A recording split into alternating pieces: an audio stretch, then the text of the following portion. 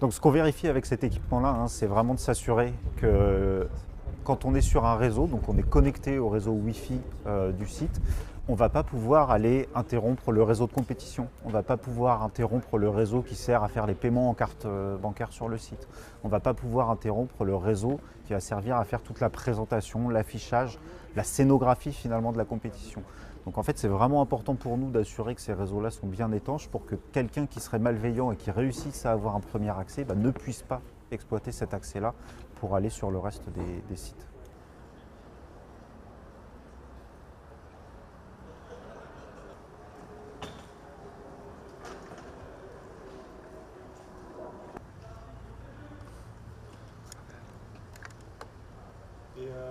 Si on est sur la finale du 100 mètres et que quelqu'un rajoute une seconde au temps final du 100 mètres, on va avoir un vrai problème pour homologuer des scores. Ça, c'est un scénario auquel vous pensez?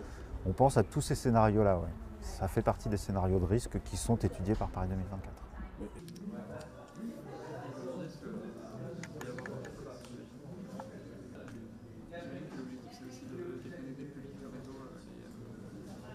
Ouais.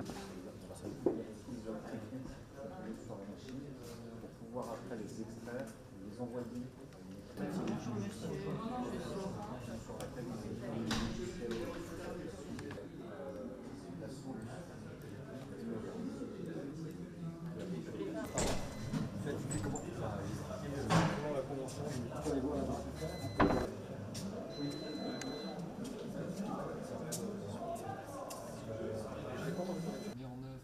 Pour délivrer les jeux, il repose sur de la technologie, sur des services web, sur des services... De tout un ensemble d'acteurs activistes avec un H qui cherchent à faire passer des messages. Moi, je ne vois pas aujourd'hui d'attaque spécifique sur les Jeux Olympiques, mais il faut bien avoir en tête qu'ils se déroulent dans un contexte de pression cyber particulier, d'action des États, du crime organisé qui cherche à faire de l'argent, d'activistes qui cherchent à passer des messages dans un contexte géopolitique par ailleurs compliqué.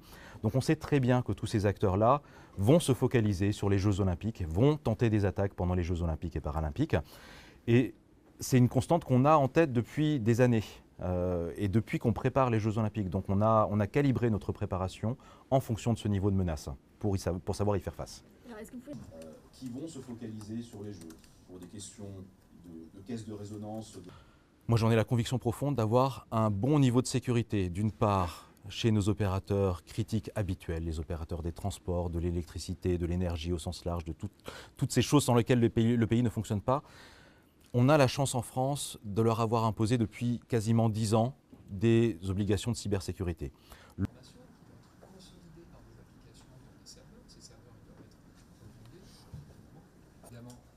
Du travail de nos collègues, de notre travail à nous, mais également de tout un ensemble de... On fait systématiquement ce qu'on appelle des pen tests, des audits de sécurité spécialisés sur certaines de nos applications. On a également mis en œuvre un programme de bug bounty où cette fois-ci on travaille avec ce qu'on appelle des hackers éthiques qui nous attaquent, qui sont généralement très experts dans leur domaine respectif et qui nous sollicitent énormément, qui nous ont permis d'améliorer notre posture et nos applications et nos services, ainsi que ceux de certains de nos partenaires et fournisseurs.